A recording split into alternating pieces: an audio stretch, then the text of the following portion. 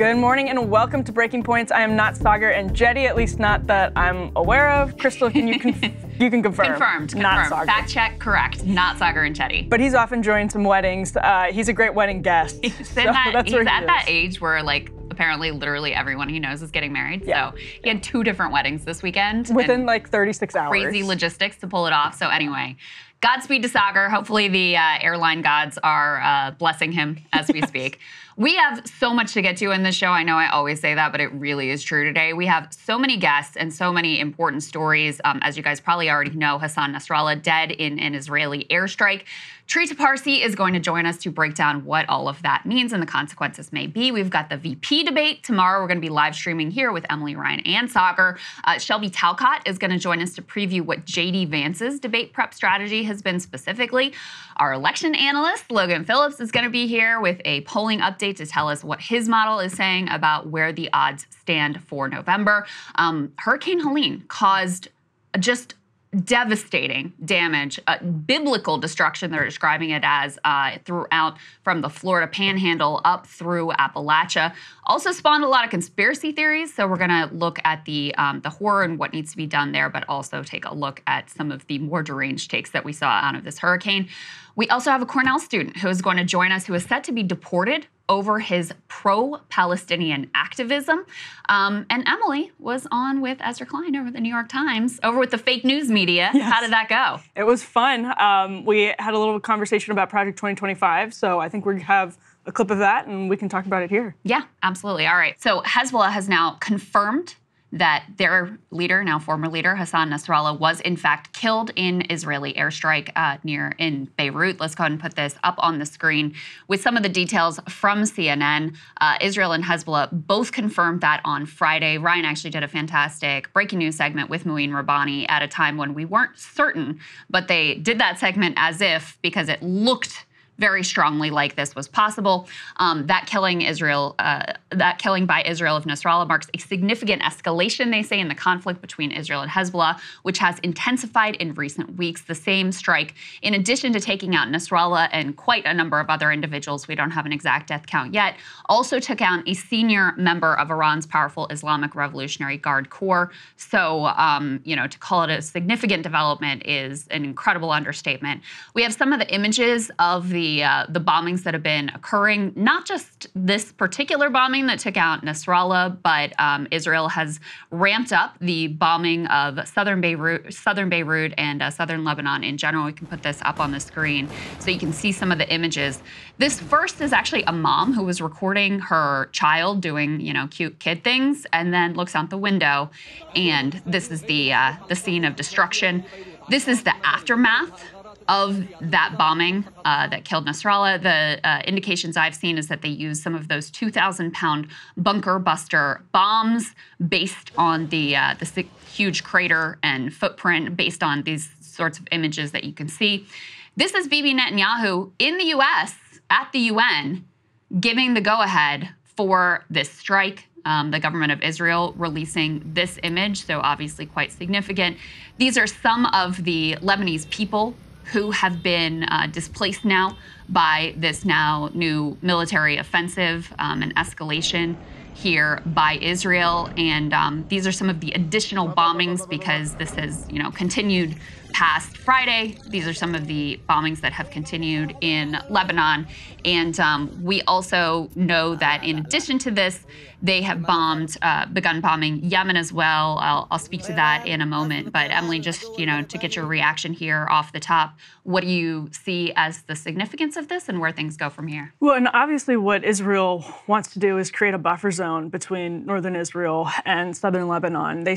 Reports say at least, that they're hoping that it would be 20 miles, something like that. And so what you would need to do in order to achieve that is going to look like a lot more of what we're seeing on the screen right now. And Hezbollah started obviously bombing on October 8th, and that's where I think it's like 60,000 Israelis who are in northern Israel have been living elsewhere since. And so what Israel wants to do is bring everyone who's been displaced back to northern Israel, and in order to do that, they're trying to create like a 20-mile buffer zone. So again, it's just, we're going to see a lot more of this to come. There's no other way to put it.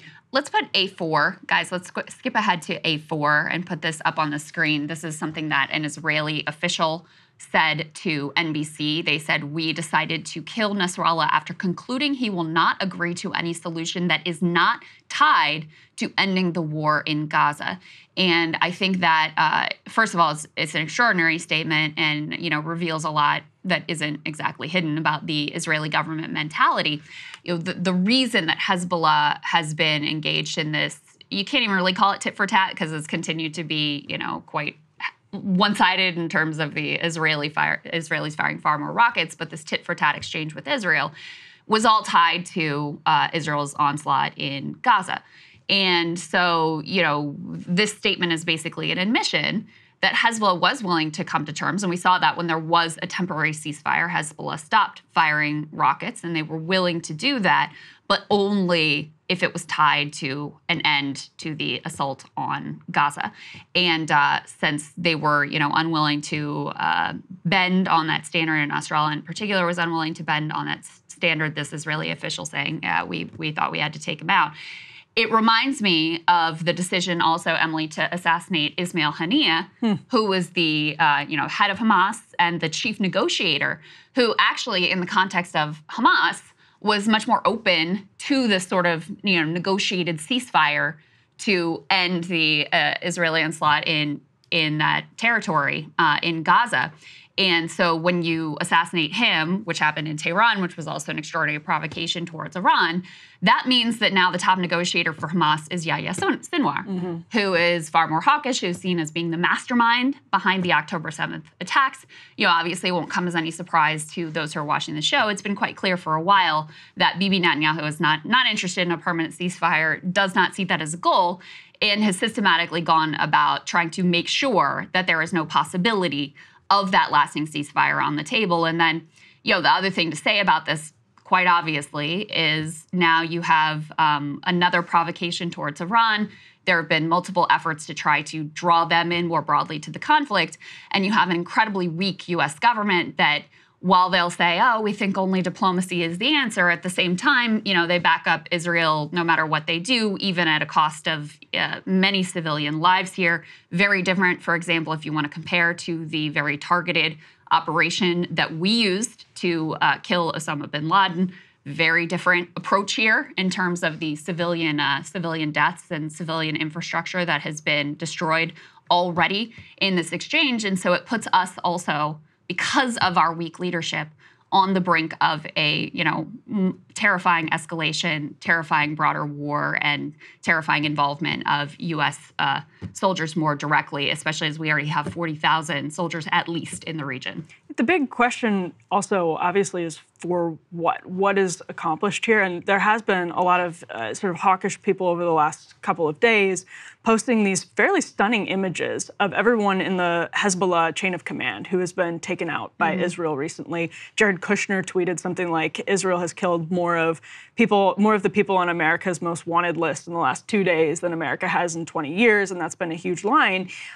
What's interesting, though, is that reports about the reconstitution of Hamas, for example, just since in Jabalia and other places in Israel, just since some of the intense bombing late last year and early this year, you then have to wonder, we're not going to be talking about the Houthis. We're going to be talking about what comes out of all of this. People in Hezbollah right now are recognizing Nasrallah as a, quote, sacred martyr. This may have a really powerful effect on the chain of command, but we don't know how significantly this actually wipes out the power of Hezbollah, how big of a setback this actually is for them. Yeah. There seems to have been, I think Ryan spoke, and you spoke about this previously, Iran, after Ismail Haniyeh was assassinated in their capital on the eve of their president's inauguration, there was this expectation that Iran will respond, right? Because, you could imagine if it was us, and some, foreign dignitary was in our capital, and that's the way they see him, and he was assassinated under our nose before Joe Biden was inaugurated, or Donald Trump was inaugurated. You can imagine how we would respond. And they didn't, because they had this sense of what Israel wants, what our adversary wants us to do is to respond in an aggressive manner. And I think it's been, a lot the same with Hezbollah of they recognized that the game Bibi was playing was to try to draw them in to a massive escalation. And so the sense was like, why give our adversaries what they want? But at this point, you're at a position where it's like, Israel is they're not gonna stop. So you either just sort of like, lay down and accept their dominance, or you escalate on your own, behalf, or respond in some way that leads further up that chain of escalation. And that's kind of where we sit right now. I saw a thread from Arnaud Bertrand, who we've had on the show before, that I thought was really interesting and something for everybody to contemplate. Like, take out, if you can, of your mind who these specific players are. And just think about the moment that we sit at right now in global history, which is we're at a pivot point where the post-World War II international order led by the sole superpower of the U.S. is either dead or dying. And we're birthing right now what we're doing, what we're engaged in, what we're allowing, what we're seeing, what's being accepted. Those are the things that are going to set the terms of this next era. So right now, the terms of the next era looks like, indiscriminately bombing hospitals, schools, refugee camps, taking out 1,000 civilians to assassinate one adversary. Those are the sorts of things right now. Those are the precedents that are being set for what this new era could look like. It also looks like an era where, you can just decide, okay, I want a buffer zone in Lebanon, so I'm just going to take it. Right? I want a buffer zone in Gaza, so I'm just going to take it. Or you could look at the Russian, invasion of Ukraine. They just wanted to take it. Like that. Those are the sort of precedents that are being laid down right now that have broader reach. And that's not to undermine like the specifics for the horror for the human beings who are involved right now, but have broader reach even than just this conflict in this moment. And that's part of why. A lot of times people ask, like, oh, well, why do you care so much about this one thing? I think his thread helped to explain in a way I haven't been able to fully elucidate why it feels like this is such a pivot point and why it matters so much when you do have the world's sort of declining superpower tacitly agreeing and then affirmatively shipping the arms to create a new order in which it's not like we ever fully lived up to the World War II commitments of civilians being off limits and, territorial integrity, et cetera, but where those things are completely swept away and it's just the sort of law of the jungle, might makes right. You can do whatever the hell you want as long as you've got the guns and the weapons to accomplish it. I actually think that's what's fascinating about this entire post-October 7th conflict. And it was a huge through line of the pre-October 7th conflict as well. But it's the countries that were the thought leaders in the post-World War II order, the people who were, it's always been the case. I mean, since the last 100 years, the people who were saying what we're going to do now is different. We are not going to have more Dresdens. We are not going to have more, we are going to protect civilians. And the countries who have wielded international law as a sort of realist tool, as a nationalist tool, as a tool of power rather than as a sort of moral standard, you have this like unevenness in countries like the United States where a lot of people in public polling look at what's happened since October 7th and are like really disgusted by what Hamas did, and they're really disgusted by the Israeli response. Yeah. And so people want to live up to something better. It's just the government of the United States will invoke international law when it's Putin, and then sort of dance around it and say, well, it's not really legitimate in this case when it's in Israel. And Israel challenges the United States fundamentally absolutely. to whether our leaders actually believe what they wield as a tool against other countries. Yeah, I mean, even just the, the booby trapping of walkie-talkies and pagers, right? And causing them to, this is an infiltration of the civilian supply chain. And not only were there some civilians who were among those who had these booby trap devices, but it's definitionally indiscriminate when you cause these things to explode, when people are at the market, at home, with their kids holding it. And this was not just like accepted, this was celebrated. And I found it quite noteworthy that Leon Panetta, who's former director of the CIA, et cetera, and not normally someone I make common cause with, sounded an alarm about that and said effectively, we're opening Pandora's box here, and by any definition, this is terrorism. And so, again, those are the sorts of precedents that are being set right now as this wasn't just accepted, this was celebrated by effectively the entire U.S. political elite, whether it be Democrats or Republicans, with just a small handful of much derided exceptions. So, we are authoring right now. We're authoring the world that we're all going to have to live in, and that's part of why I find what's happening so troubling and so horrifying. I want to go back to the very latest. I saw a headline this morning that we're all preparing. So far, these have all been airstrikes. There's an expectation, and Israel has announced that they're likely to go forward with a full ground invasion in Lebanon. I saw this morning that they had some special operations teams go in, sort of like a reconnaissance intelligence gathering missions to lay the groundwork for that very likely ground invasion. We also, as I mentioned before, are seeing now Israel striking sites in Yemen as well. We can put A3 up on the screen, the latest reporting about this. Israel's military say they launched a series of air raids on Houthi targets in Yemen, further heightening fears of wider regional conflict. I would say we're already at that further regional conflict.